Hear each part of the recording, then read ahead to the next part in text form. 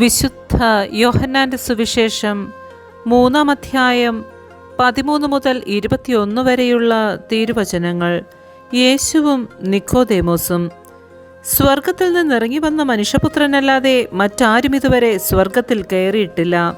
മോശ മരുഭൂമിയിൽ സർപ്പത്തെ ഉയർത്തിയതുപോലെ തന്നിൽ വിശ്വസിക്കുന്നവന് നിത്യജീവൻ ഉണ്ടാകേണ്ടതിന് മനുഷ്യപുത്രനും ഉയർത്തപ്പെടേണ്ടിയിരിക്കുന്നു.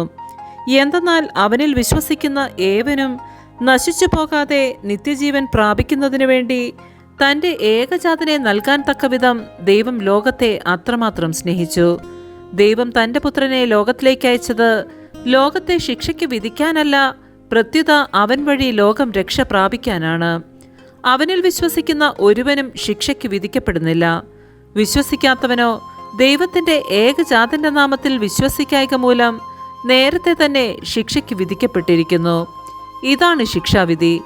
പ്രകാശം ലോകത്തിലേക്ക് വന്നിട്ടും മനുഷ്യർ പ്രകാശത്തേക്കാൾ അധികമായി അന്ധകാരത്തെ സ്നേഹിച്ചു. കാരണം അവരുടെ പ്രവൃത്തികൾ തിന്മ നിറഞ്ഞതായിരുന്നു.